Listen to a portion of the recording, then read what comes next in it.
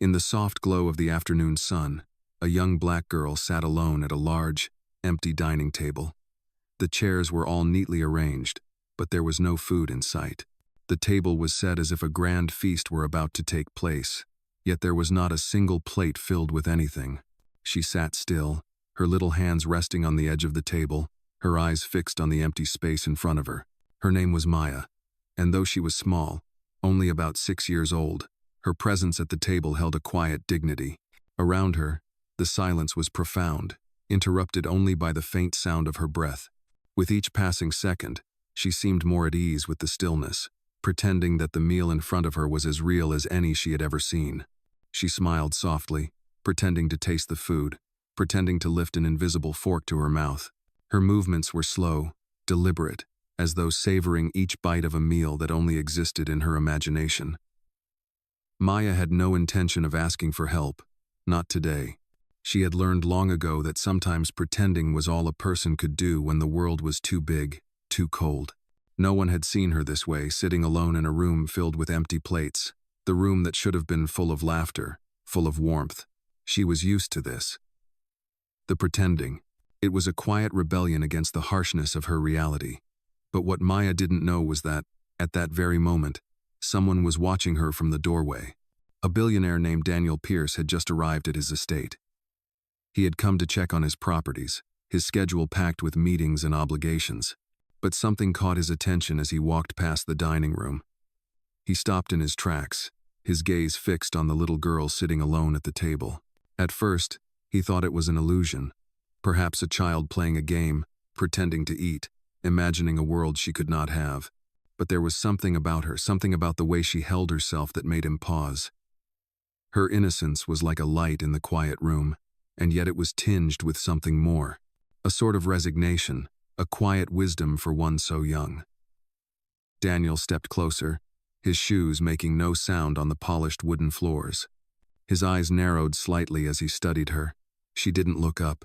She was lost in her own world, caught somewhere between hunger and hope. Maya took another imaginary bite, her expression peaceful. Daniel felt a tightness in his chest. He had everything anyone could want: wealth, power, status, but in that moment, watching this little girl pretend, he realized something. He had never felt as empty as he did right now. Without thinking, he cleared his throat, and Maya looked up, startled. Her eyes met his, and for a moment, there was nothing but silence between them. Then, she gave him a soft smile. "I'm sorry," she whispered, her voice barely audible. "I was just pretending." Daniel blinked, his heart racing. He didn't know why, but something about her words struck him deeply. There was no sadness in her voice, no bitterness, just the simple honesty of a child who had learned to make do with what she had. "Pretending?" Daniel repeated, his voice almost lost in the stillness. She nodded. "Sometimes, pretending is all you can do." And in that simple statement, Daniel felt something shift inside him. For the first time in a long while, he wondered what it meant to truly feel. The room was still, but the moment was charged with something unspoken, something that neither of them could name. Maya's smile remained, gentle and patient, as though she had all the time in the world to wait for someone to understand. I was still standing there, staring at her, when Maya slowly stood up. She placed her hands firmly on the table, as if gathering her strength for what she was about to say. Her eyes, soft and innocent, had a quiet intensity that made me pause. I had just heard her say she was pretending, but now she seemed to be preparing herself for something more. There was a long silence between us. Her small fingers brushed the edge of an empty plate, as if it were a precious artifact. Then, she spoke again, her voice soft but unwavering. "You don't believe me, do you?" she asked, her gaze not leaving mine. The question hit me harder than I expected. I opened my mouth to respond, but nothing came out. I wanted to say something to reassure her, to explain that it was all just a misunderstanding, that no one would pretend to have a meal when there was nothing to eat. But I couldn't. Something in her voice, something in the way she looked at me, told me that she had long stopped expecting anyone to believe her. Maya had been through too much, and she didn't need anyone's validation. She needed something else. As I stood there, lost in my thoughts, Maya's expression softened. She reached into her small bag and pulled out a worn piece of paper. She unfolded it carefully and placed it on the table in front of me. It was a drawing, a simple drawing, but powerful in its own right. It showed a family gathered around a dinner table, all smiling, holding hands, their plates filled with food. In the background, there was a house, warm light spilling from the windows, and a tree with a swing hanging from its branches. It was a picture of happiness, a life that Maya had never known. But it was a life she still dreamed of, even if only on paper. She looked up at me, her eyes bright with something I couldn't quite place. "This is what I want," she said, her voice steady. "A family, food, and a home." The simplicity of her wish shook me to my core. Here she was, this little girl, pretending to eat, pretending to live a life she would never experience.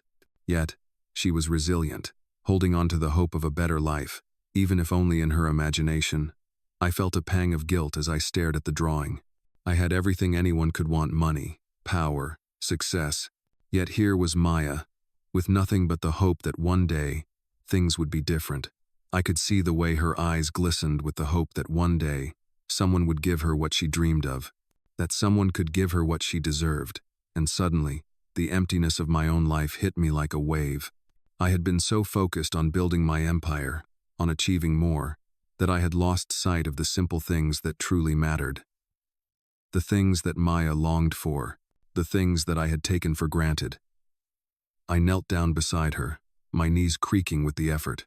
I wasn't sure what I expected, but there was something in that moment that made me want to do more than just offer sympathy. I wanted to do something real, something that would change her life. "Maya," I said softly, my voice catching in my throat, "I want to help you." She looked up at me, her expression unreadable. I wasn't sure if she believed me, or if she had already learned not to trust empty promises, but I meant it. I wasn't going to walk away from this. Not this time. "I can't promise you everything," I continued, "but I can give you something real. A meal, a home, a future." Maya's eyes widened slightly, as if she was trying to understand what I meant. I could see the hesitation in her eyes, the disbelief.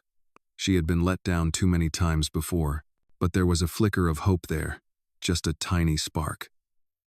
I reached out slowly, offering her my hand. "I'm not asking for anything in return," I said, my voice steady now. "Just a chance to make things right."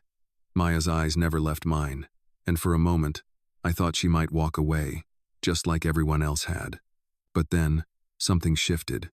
Her small hand reached out to mine, tentative at first, and then more sure. She placed her hand in mine, and I felt something I hadn't felt in years. I felt like I was doing something meaningful. I was helping. In that moment, I knew that this was only the beginning. I had a lot to offer Maya, but more importantly, I had a lot to learn from her. She had taught me that sometimes the simplest things in life are the most important, and maybe, just maybe, I had the power to give her a future that she deserved. The weight of the promise I had just made hung heavy between us, but for the first time in a long time, I felt something. It wasn't guilt or pity, it was hope. And hope, I realized, was all we both needed. The next few days passed in a blur, but one thing remained clear in my mind. I had made a promise to Maya, and I intended to keep it. I arranged for a small, private dinner at one of the best restaurants in the city. I knew that it wasn't just about food, it was about showing Maya that she deserved more than empty plates and empty promises. I wasn't sure how she would react, but I was determined to make it happen. The evening came quickly, and Maya was quiet on the ride to the restaurant. I could see the hesitation in her eyes, the skepticism that was slowly fading as the reality of the night sank in. When we arrived, I could see her tiny hands gripping the edge of the seat. Her eyes were wide with wonder as she took in the elegance of the place. The soft lighting, the smooth marble floors, and the elegant table settings were a stark contrast to the empty dining room where we first met. I watched her closely, noticing the way she hesitated before stepping out of the car. She was still unsure, still trying to process what was happening. As we walked through the entrance, the staff greeted us with warm smiles, and the maitre d' led us to a private table in the corner. Maya looked around, her small face filled with awe and confusion. I could see that she wasn't used to this world, but I also saw something else in her: an understanding. a quiet recognition of the significance of the moment. She had always been able to read between the lines, and she knew that this was different. It was a gift, one that I hadn't realized I needed until now. When we sat down, Maya looked at the table in front of her. The plates were full, the glasses sparkled with crystal clear water, and the candlelight flickered softly in the center. For a moment, I thought she might shy away from the feast, not knowing how to act. But then, something amazing happened. She picked up her fork and started to eat. She didn't hesitate. She didn't question the food in front of her. She simply ate, savoring every bite like it was the most important thing in the world. And for her, it was. As I watched her, something shifted inside me. I had thought this dinner was for her, to show her that she wasn't invisible, that she deserved to sit at a table like anyone else. But as I saw her enjoy the meal, I realized it wasn't just about food. It was about belonging. It was about giving her the chance to feel valued, to feel seen, to experience something beautiful. Maya's joy was infectious, and for the first time in a long time, I felt a sense of purpose that went beyond business deals and financial goals. It was about human connection, about doing something real, something meaningful. As the night went on, we talked. Maya told me stories about her life, about the struggles she faced every day. She spoke of the people who had let her down, the people who had ignored her, but she did so with a strength that surprised me. She wasn't bitter, she wasn't angry. She just spoke the truth. I had never met a child so wise, so resilient, and in that moment, I realized just how much I had taken for granted. The food, the luxury, the life I had built, none of it mattered unless it was shared. None of it mattered unless it could make a difference in someone else's life. By the time dessert was served, Maya was smiling. It was a small smile, but it was real, and it was the first time I had seen her smile like that. She looked up at me and said, "Thank you for this. I never thought I'd be able to sit at a table like this." Her words hit me like a wave. I had given her a meal, a place to sit, but she had given me something far more valuable. She had shown me what it meant to truly appreciate the small things, the simple moments that often go unnoticed. I felt a lump form in my throat as I realized how much I had overlooked in my own life. Maya wasn't asking for much. She didn't need luxury. She didn't need fame. She just needed to feel like she mattered. And in that moment, she did. She mattered. As we finished our meal, I could see the change in her. There was no longer any hesitation, no more doubt. Maya had found a sense of belonging, and it was a feeling she had longed for, but never thought she would find. It was the beginning of something new for her and for me. I knew, deep down, that I would do whatever it took to make sure she never had to feel invisible again. The next day, I sat at my desk. The weight of my conversation with Maya still fresh in my mind. Her words kept echoing in my head. "Thank you for this. I never thought I'd be able to sit at a table like this." I couldn't stop thinking about the simplicity of her wish. To belong, to matter. It made me question everything I had built, everything I had worked so hard for. Was I doing this for the right reasons? Was I really making a difference in the world? Or was I just collecting trophies that meant nothing in the end? As I pondered these thoughts, my phone buzzed on the desk. It was a message from my assistant, reminding me of an important meeting I had scheduled with a potential investor. I stared at the message for a moment, then looked out the window of my office. The city stretched out before me, a sea of glass and steel, people hustling in every direction, all of them chasing something. I was no different. But today, something had shifted in me. I had promised Maya that I would help her, and I had meant it. But the more I thought about it, the more I realized that it couldn't just stop at a dinner or a small gesture. I had to do more. I had to truly change her life. And to do that, I had to make a choice. The choice between continuing down the path I had been on, cold, detached, focused solely on success, or choosing something deeper, something that actually mattered. I picked up the phone and called my assistant. "Cancel the meeting," I said. "I'm not coming in today. I have other things to take care of." I hung up the phone and sat back in my chair. For the first time in a long time, I wasn't thinking about profits or investments or any of the other things that usually consumed my thoughts. I was thinking about Maya, thinking about how she had quietly shown me the truth. I had been blind to what really mattered, and now it was time for me to open my eyes. Later that afternoon, I drove to Maya's neighborhood. It wasn't the kind of place I usually visited. It was small, tucked away between the towering buildings and the busy streets. But as I walked through the neighborhood, I saw the world through different eyes. The people here were just like Maya, forgotten by the world, struggling to make it through each day. I found her house, a small, modest apartment in a run-down building. I knocked on the door, and after a few moments, Maya opened it. Her face lit up when she saw me. "Mr. Pierce, what are you doing here?" she asked, her voice filled with curiosity. I smiled. "I came to see you," I said. "I wanted to talk." Maya stepped aside to let me in, and I followed her into the small living room. It was simple, but it was hers. I could see the pride in her eyes as she looked around, despite the modest surroundings. "How are you?" I asked her. "Is everything okay?" Maya nodded, though I could tell she was nervous. "Yeah, I'm okay," she said, her eyes darting around. I could tell she was waiting for me to say something else, something that would change everything, and I was ready to do that. "I've been thinking a lot about what you said," I began, "about how you've always had to pretend, how you've never really had a chance to live the way you deserve. Well, I want to change that. I want to help you, Maya." Her eyes widened, and for a moment, I thought she might say something, but she just looked at me, waiting. "I'm not just offering you a meal or a nice night out," I continued. "I want to give you a future, a real future. I want you to have the chance to go to school, to have everything you need to succeed. And I want to be there to help you every step of the way." Maya looked at me in shock. "You mean it?" she whispered. I nodded. "I do. I know it's not much, but it's a start, a real start." For a long moment, we just stood there, the weight of my words hanging in the air between us.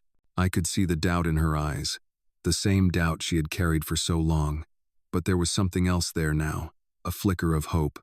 Slowly, Maya stepped forward and hugged me. It was a small hug, but it was enough. "Thank you," she whispered. "Thank you for believing in me." I smiled and hugged her back. "You don't need to thank me, Maya. You've always believed in yourself.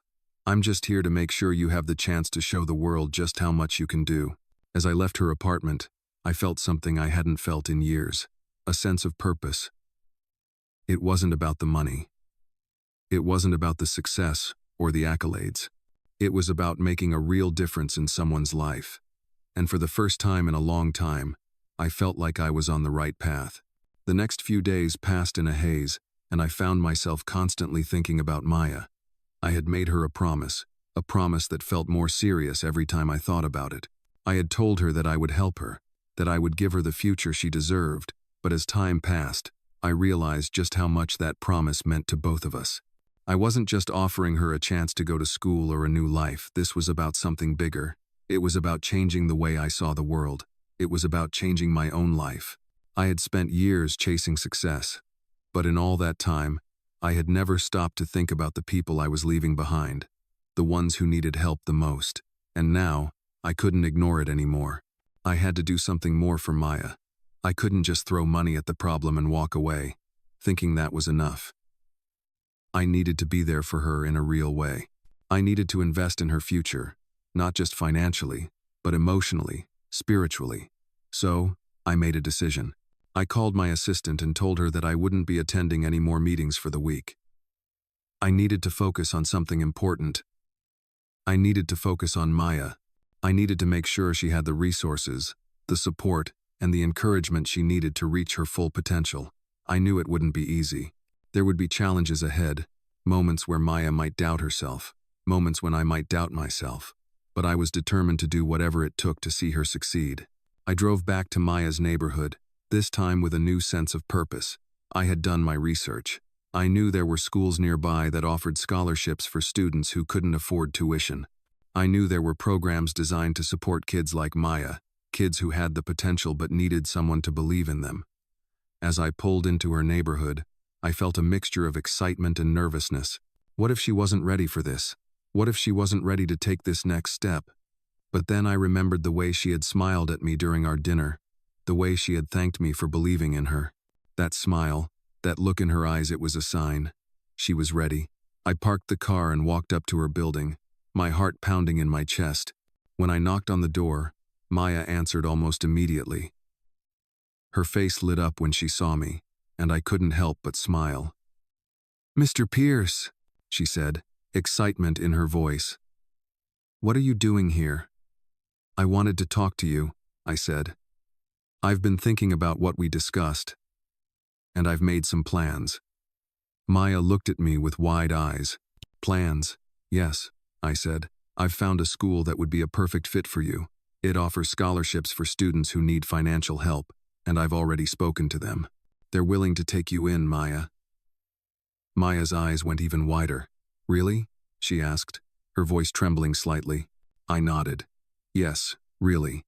I believe in you, Maya. I want to give you a real chance. A chance to show the world just how amazing you are." For a moment, Maya didn't say anything.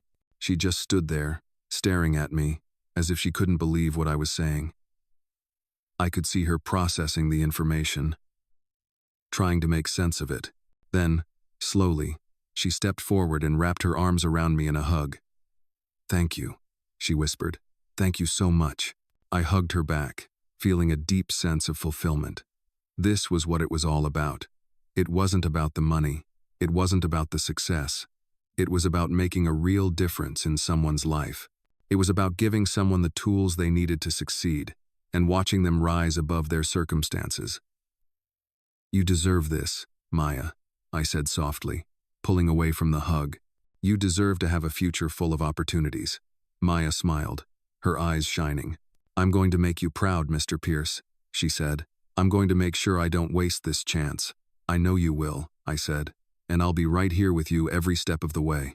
With that, we made our plans. Maya would start at the new school the following week. I helped her gather everything she needed, from school supplies to clothes. As I watched her prepare for the next chapter of her life, I couldn't help but feel a sense of pride. Maya had come so far already, and now, she was about to take the first real step toward the future she deserved. The promise I had made to her was more than just words. It was a commitment to stand by her, to support her, and to make sure she had everything she needed to succeed. As I walked out of her apartment that day, I felt a deep sense of peace. I had made a difference, and in return, Maya had made a difference in my life too.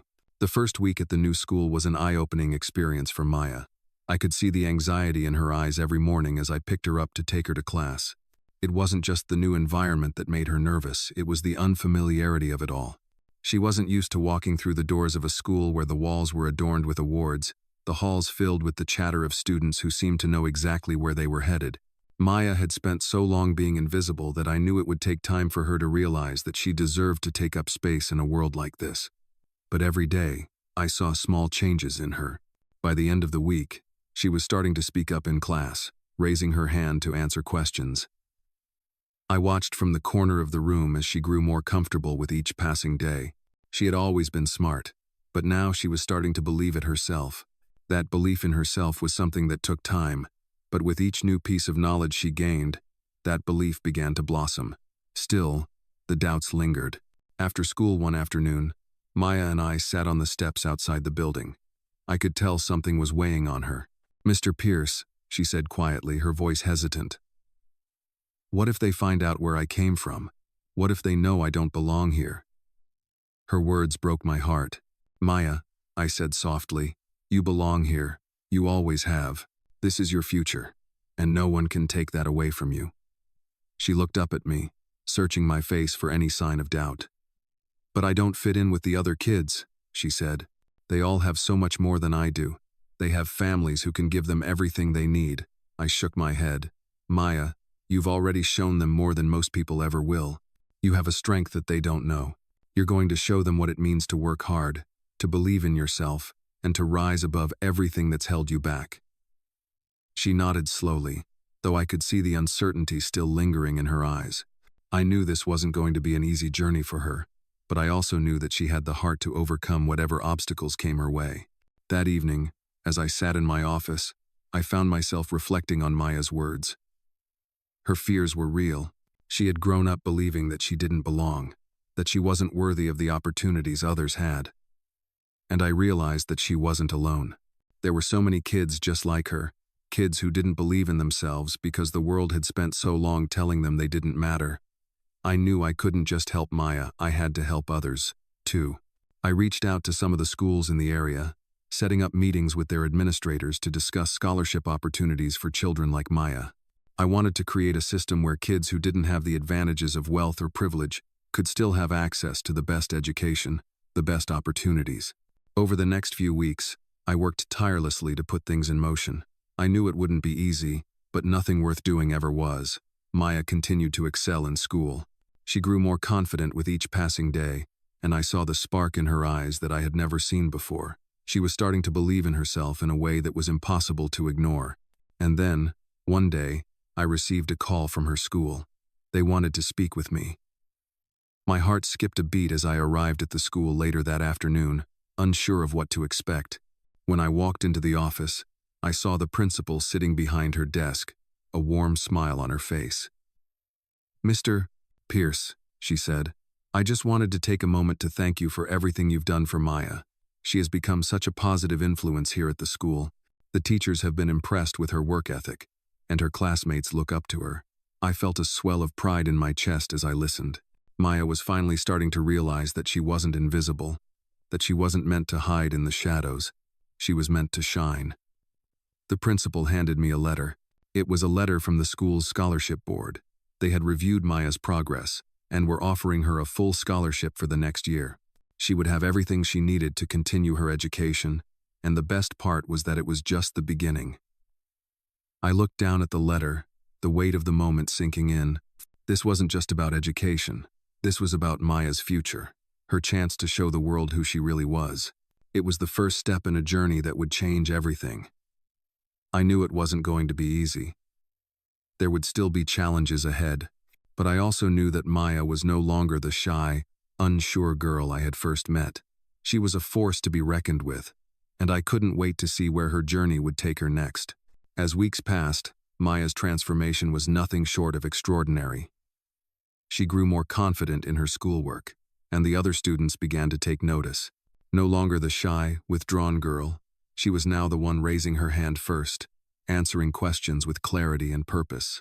Teachers praised her, and for the first time in her life, she was truly being seen for her intelligence and potential. But with this newfound confidence came new challenges. One day, after school, Maya came to me with a troubled look on her face. "Mr. Pierce," she began, hesitating, "there's something I need to tell you." I could see the weight in her eyes, the hesitation in her voice. "What's wrong, Maya?" I asked gently, already sensing that something was bothering her. She bit her lip, looking down at the ground. "I overheard some kids talking today. They said that I don't belong here, that I'm just a charity case. They said that I don't deserve the scholarship, and that I should go back to where I came from." Her words hit me like a punch in the stomach. I had known that Maya's journey wouldn't be easy, but I hadn't expected this. It hurt to hear that she was still being judged by others, despite all the progress she had made. I kneeled down to her level, looking her in the eyes. "Maya," I said softly, "those words are not true. You belong here. You deserve every opportunity that comes your way. Those kids don't know your story. They don't understand what you've been through." Maya wiped a tear from her cheek, trying to hold back the emotions threatening to spill over. I just wanted to fit in. I wanted to be like everyone else," she whispered. I placed a hand on her shoulder, offering comfort. "Maya," I said, "you don't need to be like anyone else. You are unique, and that's what makes you special. You've already shown more strength and resilience than most people could ever imagine. You belong here, not because of anyone else's approval, but because you earned it. Don't let anyone take that away from you." Maya looked at me, her expression softening. She nodded slowly, as if the words were starting to sink in. "Thank you, Mr. Pierce," she said, her voice stronger now. "I'm going to keep going. I'm not going to let them stop me." I smiled, feeling a sense of pride swell within me. Maya had come so far already, and now, she was learning to stand up for herself. It was a moment of growth for both of us. Later that week, as I was reviewing some documents in my office, I received an unexpected call. It was from the principal of Maya's school. Mr. Pierce, she said, her voice warm but urgent. We need to speak. There's been a situation involving Maya, and we think it's important that you know about it. My heart skipped a beat. What happened? I asked, anxiety creeping into my voice. There was an incident in class today, the principal explained. A group of students made some hurtful remarks toward Maya, and it escalated into a confrontation. We're handling the situation, but I wanted to make sure you were aware. I felt a surge of anger. No one should have to go through that, especially Maya, after everything she had overcome. But the principal's next words calmed me. Maya handled herself incredibly well, she continued. She stood up for herself, and when we spoke with her afterward, she showed incredible maturity and strength. We're so proud of her. I let out a breath I didn't realize I had been holding. I'll speak with her, I said, my voice steady. Thank you for letting me know. After the call, I couldn't help but feel a sense of admiration for Maya. Despite the cruel words from her peers, she had stood her ground. She was learning to face adversity with strength, not only for herself but for the future she was building. The next day, I went to her school to meet with her. She was sitting in the cafeteria, quietly eating lunch. When she saw me, her face lit up. Mr. Pierce, she exclaimed, standing up to greet me. I walked over to her, my heart swelling with pride. Maya, I said, sitting down next to her. I heard what happened, and I just want to say how proud I am of you. You stood up for yourself, and that takes real courage. She smiled shyly, but there was a strength in her eyes that I hadn't seen before. I don't want to be afraid anymore, she said softly. I know I belong here, and I'm not going to let anyone make me feel like I don't. I smiled, feeling a rush of emotion. Maya had come so far, and she was beginning to realize just how much power she had within herself. You've already proven that, Maya, I said. You're not just here because of me or the scholarship. You're here because you belong, and no one can take that away from you. We sat there for a while, talking about the challenges ahead and the goals Maya had for the future. I knew there would still be obstacles in her way, but I also knew that Maya was ready to face them. She had found her voice, and nothing was going to silence it. As we talked, I realized just how much she had taught me. She had shown me that strength wasn't about never facing adversity, it was about facing it head-on and using it to grow. Maya had become a force to be reckoned with, and I couldn't wait to see where her journey would take her next. Months passed, and Maya continued to grow, both academically and emotionally. She was excelling in school, making friends, and building a confidence I had never seen in her before. She was no longer the quiet, unsure girl who had hidden behind a mask of pretending. Now, she was the one leading discussions in class, volunteering to help her classmates, and even tutoring younger students. I couldn't help but feel a deep sense of pride every time I saw her walking through the school hallways, her head held high, her steps confident. But even as she was thriving, there were moments when I could see the remnants of doubt in her eyes, the fear that maybe it was all too good to be true. I had been trying to give her everything she deserved, but I knew she still struggled with believing she belonged in this world of opportunity. Then one afternoon, the situation changed. I was in my office when my phone rang. It was from Maya's school. The principal was calling to speak with me. My heart raced. Mr. Pierce, the principal said when I answered, there's been an incident at school, and we need your help. Panic shot through me. What happened? I asked, my voice tight. Maya got into a confrontation with one of the students, she explained. It's not anything violent, but she's upset, and we think it's important that you come down to the school. I'm on my way, I said, hanging up the phone and grabbing my jacket. The drive to the school felt like an eternity. My mind was racing with possibilities, but I tried to keep calm. I knew Maya was strong, but I also knew how sensitive she was to how others saw her. I had seen it in her eyes before, the constant worry that she might not be enough. When I arrived at the school, I rushed to the principal's office, where Maya was waiting. She looked up when I entered, her face pale and her eyes red. My heart sank. I walked over to her, kneeling down to her level. Maya, I said softly, what happened? She sniffled, wiping her eyes. I was just standing in the lunchroom, and one of the girls, Tiffany, came up to me. She asked me why I was even here, why I was at this school, and then she told me I didn't belong. that people like me don't fit in here. I tried to ignore her, but she kept saying things. I just got so angry, Mr. Pierce. I didn't know what to do. I could see the frustration in her eyes, the hurt that she was trying to hide. Maya, I said gently, I know that hurt, but what Tiffany said is not true. You belong here. You have every right to be here, and no one can take that away from you. This school, your education, it's all yours, Maya. You've earned it. Maya looked at me, her eyes still unsure. But I don't know if I can do this, she whispered. Sometimes it feels like I'm just pretending again, like they're right, and I don't really belong here. Maybe I should just go back to where I came from, where people are like me. The words hit me hard. I had known that Maya's journey wouldn't be easy, but hearing her say that broke my heart. I took her hand in mine, holding it tightly. Maya, I said, my voice firm. You're not pretending. What you're doing here, in this school, is real. You have something inside of you that is bigger than anything anyone else can tell you.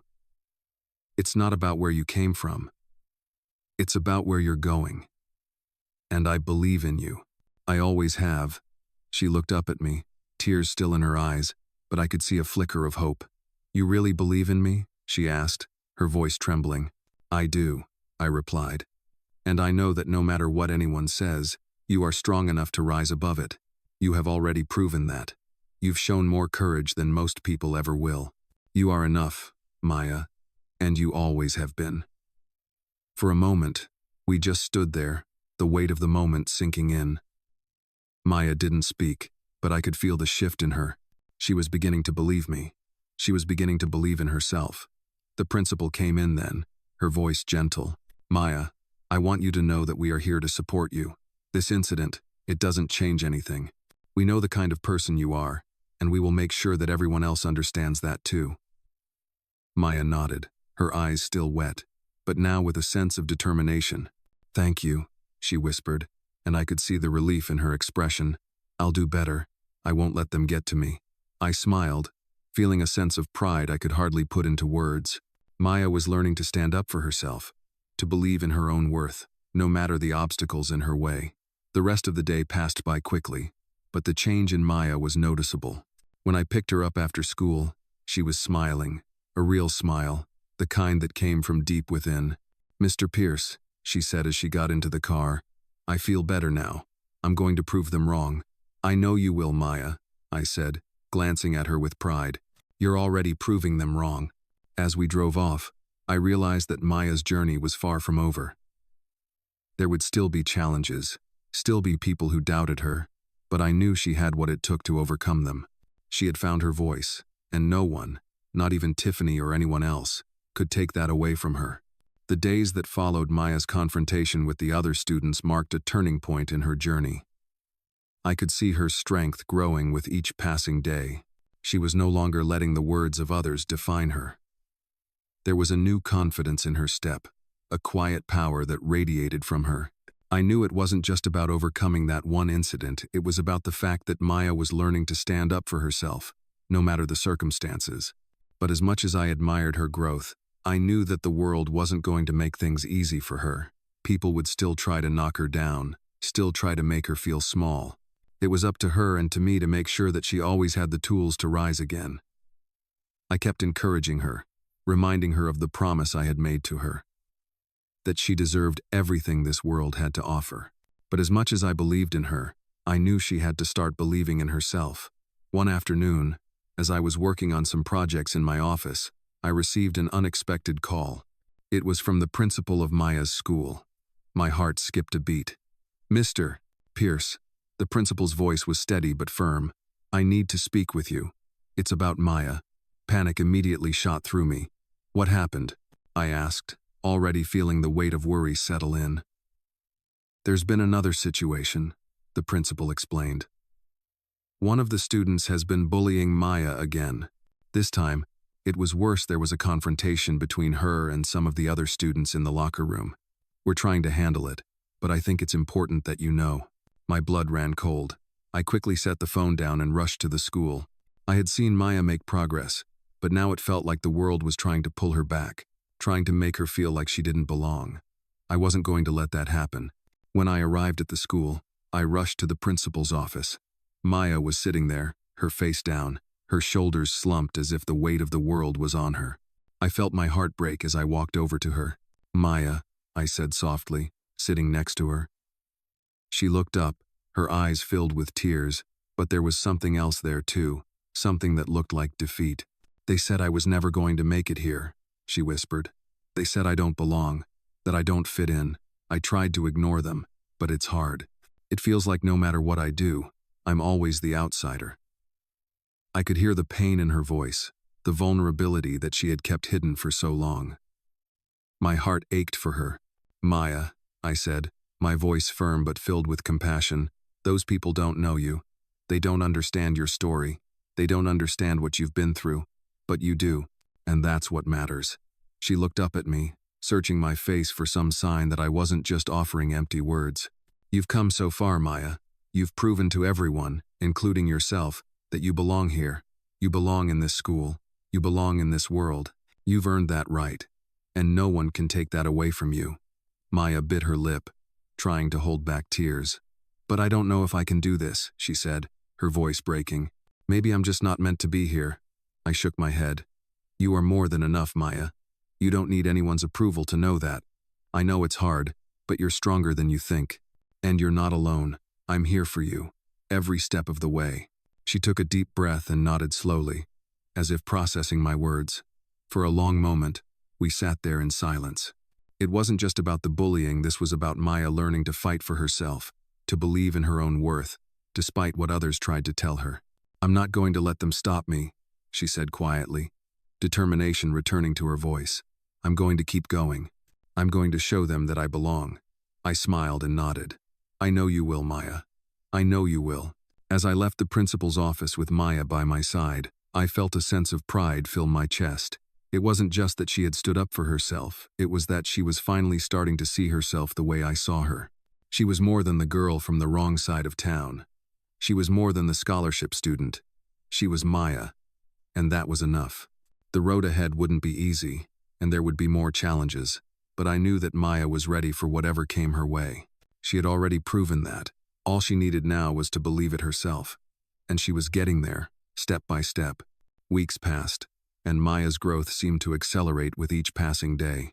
She had made such strides in her academics and in her self-confidence that I could hardly believe the girl who had walked into my life was the same as the one sitting before me now. Yet, despite all of her progress, there was still a lingering uncertainty, a fear that she might never truly escape the doubts that had held her back for so long. One evening, I was sitting at my desk when Maya called me. Her voice was softer than usual, tinged with hesitation. "Mr. Pierce," she began, "can I talk to you?" I could tell something was bothering her. "Of course, Maya. What's going on?" I asked, concern creeping into my voice. I don't know if I can do this anymore," she said, her words barely above a whisper. "I've been trying so hard to fit in, to prove to everyone that I belong here. But every day feels like I'm pretending. I feel like I don't belong in this world. Like they're all right, and I'm just not enough." Her words hit me hard, as they always did. No matter how much progress Maya made, there were still moments when the weight of her past, of all the people who had ever told her she was less, would come crashing back. "Maya," I said gently, my heart heavy with understanding, "you've already proven that you belong here. You belong in this world, and I know you're doing your best. But I also know that this is hard. No one said it would be easy. You're not pretending. What you're doing, what you've been doing, is real. You are enough. You always have been." There was a long silence on the other end of the line. I could imagine her sitting there, struggling to believe my words, even though I meant them with everything I had. "But I'm still scared," she finally said, her voice small. "What if I fail? What if I can't keep up?" "Maya," I said, my voice firm, "failure is part of life. We all face setbacks. It's not about being perfect or always getting things right. It's about getting back up, no matter how many times you fall. And you've proven to me and to everyone that you are capable of standing back up every time." She was quiet for a moment, and I could tell she was processing what I said. But what if they keep pushing me down? She asked, her voice trembling slightly. I felt the weight of her words, and for a moment, I didn't know how to respond. But then I thought about everything she had already overcome, the years of neglect, the doubt, the fear, and I knew what I had to say. Maya, I said, my voice softening, there will always be people who try to push you down, but you have a power inside of you that no one can take away. You've already proven that you are stronger than you know, and you don't have to face this alone. You've got people who believe in you, people who will be there to support you. You've got me, and I will always have your back, no matter what. I heard Maya take a deep breath on the other end of the line. Thank you, she said, her voice steadying. I think I needed to hear that. I'm going to keep going. I'm not going to let them stop me.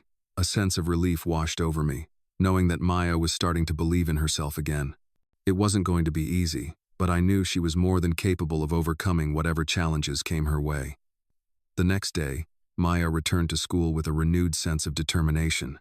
I could see it in the way she carried herself, in the way she spoke to her classmates. She wasn't just surviving in this new world she was in, she was thriving. The next few weeks saw her stepping into more leadership roles at school, tutoring other students, even becoming a part of a group project that she had previously hesitated to join. She wasn't just doing it for herself anymore, she was doing it for others, to show them that anyone, no matter where they come from, can rise up and succeed. One afternoon, I received a call from Maya's school again. My heart skipped a beat as I answered the phone. Mr. Pierce, the principal said, I wanted to let you know how proud we are of Maya. She's really come a long way. The teachers have all commented on how much her presence has positively affected the class. She's taking on new challenges, and her classmates look up to her. A swell of pride filled my chest. Maya had done it. She had proven everyone wrong. She had proven to herself, and to the world, that she was more than capable. I'm so proud of her, I said, my voice thick with emotion. She's worked so hard for this. And it shows, the principal replied. Maya is going to go far. We're all behind her, and we know she has a bright future ahead. As I hung up the phone, I couldn't help but feel a deep sense of fulfillment. Maya had taken her pain and turned it into something beautiful. She had learned that failure wasn't the end, but rather a chance to grow. And I knew that, no matter what happened from here, she would always have the strength to keep moving forward. The world was finally seeing Maya for who she truly was, a force to be reckoned with, a young woman who had the power to change her own life and the world around her. It had been several months since Maya's life began to change. The person I had first met, the quiet, uncertain girl who had lived in the shadows, was no more. In her place stood a confident, determined young woman, someone who had found her voice and wasn't afraid to use it. Maya had come so far, and every step she took was a reminder of just how strong she truly was. Yet, even with all her progress, there were still moments of uncertainty. Maya had learned to handle the challenges at school, to stand up for herself, and to believe in her own worth.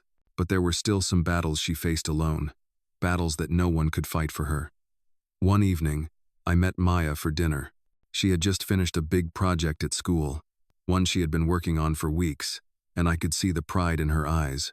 She had earned the highest grade in the class, something she had never thought possible when she first started school.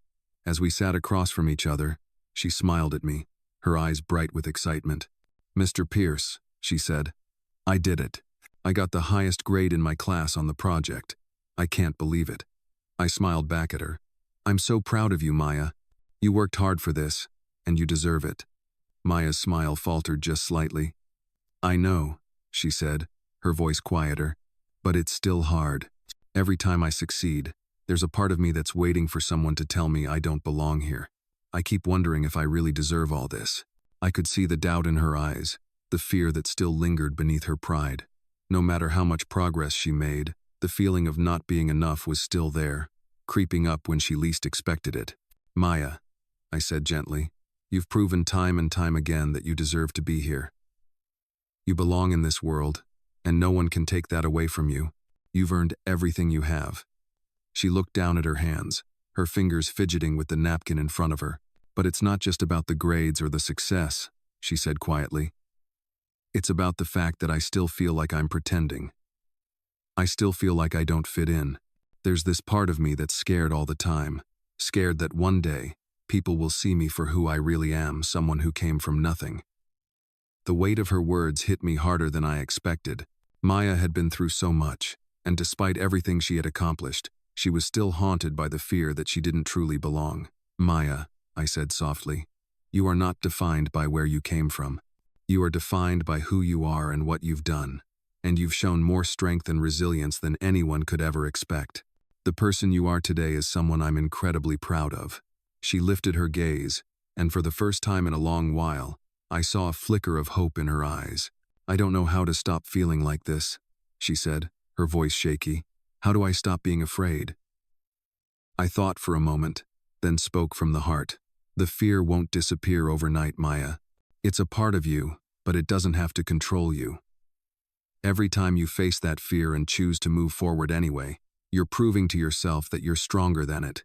And every step you take, no matter how small, brings you closer to the life you've always dreamed of."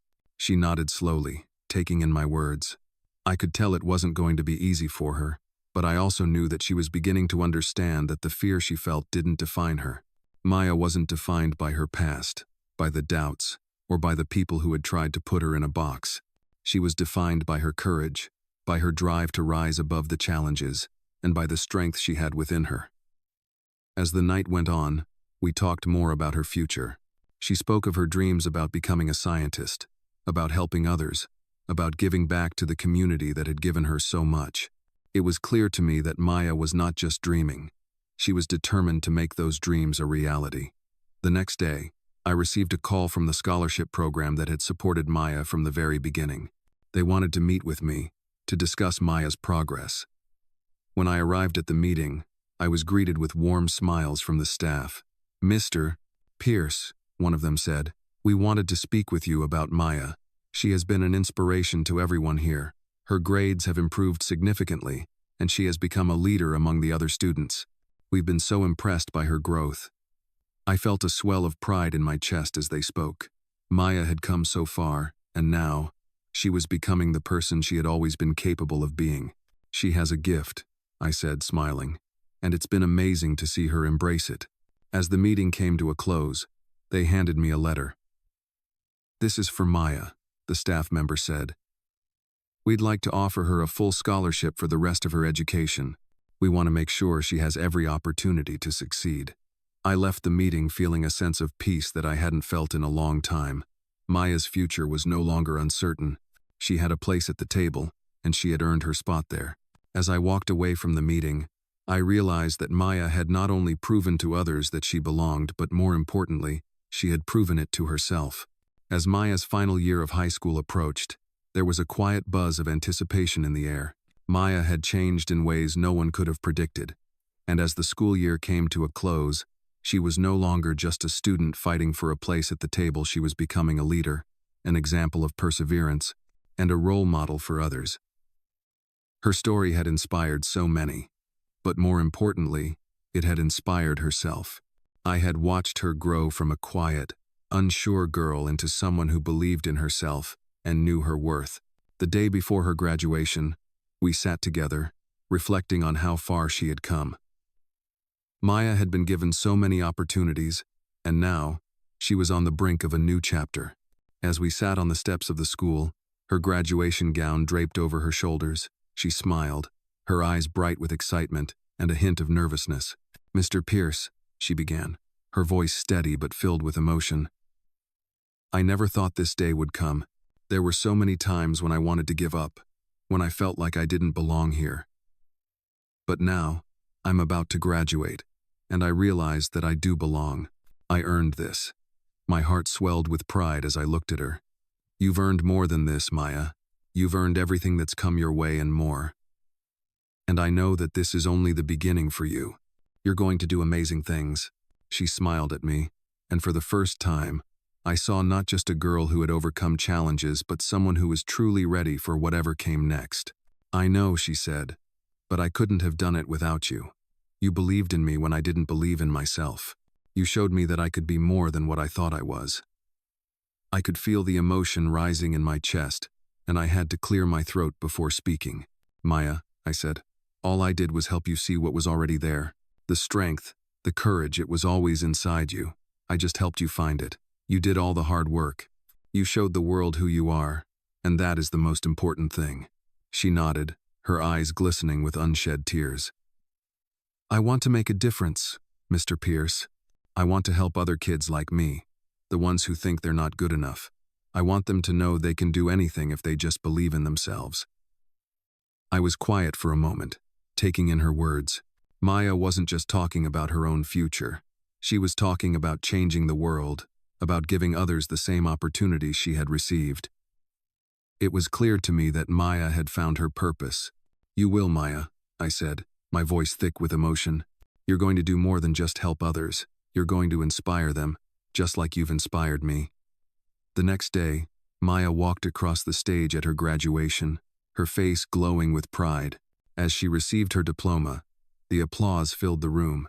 But it wasn't just for her academic achievements, it was for the strength she had shown, the way she had faced adversity and emerged stronger. As I watched her, I couldn't help but think back to the girl I had met all those months ago, the girl who was so unsure of herself, so afraid of what the world might think. That girl was gone. In her place stood a young woman who was ready to take on the world. After the ceremony, Maya and I walked outside together, the sun setting behind us. "This is it, huh?" she said, her voice soft. "I'm really done now. It feels like a dream." "It's not a dream," I said, smiling at her. "It's your reality, Maya. You've worked hard for this. And now, the world is yours." Maya's eyes sparkled as she looked ahead. "I'm ready," she said, her voice filled with determination. "I've worked for this, and now, I'm going to make it count." That night, as I sat reflecting on everything that had happened, I couldn't help but feel a deep sense of gratitude. I had witnessed Maya's transformation from a shy, uncertain girl into a confident young woman who was ready to take on the world. But more than that, I had learned something from her. I had learned that strength doesn't come from avoiding challenges, it comes from facing them head-on and refusing to give up. Maya had taught me that. She had shown me that true success wasn't about wealth or status. It was about the courage to keep going, no matter what life throws at you. And as I thought about her bright future, I knew that she was just getting started. The world had only seen a glimpse of what she could do, and I had no doubt that Maya would continue to defy expectations, break barriers, and change the world in ways no one could have imagined. It was an honor to have been a part of her journey. Maya was going to do amazing things, and I couldn't wait to see where she went next. The years went by, and Maya's journey continued to inspire everyone who knew her. After graduating from high school with honors, she went on to attend college, a place where she could further her dreams and make an even bigger impact. But even as she grew and accomplished more, she never forgot where she came from, and she never forgot the people who helped her along the way. Her story was no longer just about a girl who had been given a chance. It was about the girl who had taken that chance and turned it into something extraordinary. As Maya's college years unfolded, she began working with underprivileged children, tutoring them and helping them discover their own potential. She remembered what it felt like to be overlooked, to be underestimated, and she knew that she could help others who felt the same way. She knew what it meant to give back, to reach out to others who needed a hand, just as I had done for her. One afternoon, Maya called me, excited to share something important. "Mr. Pierce," she said, her voice bubbling with excitement, "I've been accepted into a program that will let me work with kids who need help just like I did. I'll be mentoring them, helping them get into school, just like you helped me." My heart swelled with pride as I listened to her. It was as if everything had come full circle. Maya had taken the lessons she had learned and was now passing them on to others. She had become the person she had always needed. "I'm so proud of you, Maya," I said, my voice filled with emotion. "You're doing exactly what I knew you were meant to do. You're changing the world, one person at a time." "I'm doing what you taught me," she said. "You taught me that no one is ever truly alone, and that we can always make a difference if we just believe in ourselves." That evening, as I sat in my office, I couldn't help but reflect on everything that had led up to this moment. Maya had come so far, and I had witnessed every step of her journey. But I realized that, in helping her, I had learned just as much as she had. I had learned that strength isn't about never falling, it's about getting back up every time. It's about not letting the world tell you who you are, but about defining yourself by what you choose to do. Maya had shown me what real courage looked like. It wasn't the absence of fear. It was the ability to face that fear and keep going anyway. It was about making a choice to rise above the negativity and doubts that others placed on you and finding your own path in the world. She had done that, and now, she was helping others do the same. I couldn't be prouder of the person she had become. A few years later, Maya graduated from college with a degree in social work. She had worked tirelessly to get to this point, overcoming every obstacle in her way, and now she was ready to take on the world. She had big plans for her future, plans that included starting a nonprofit organization to help underprivileged children get access to education and mentorship, just as she had. On the day of her graduation, I sat in the audience, watching as Maya walked across the stage to receive her degree. Her face was radiant, full of pride and joy.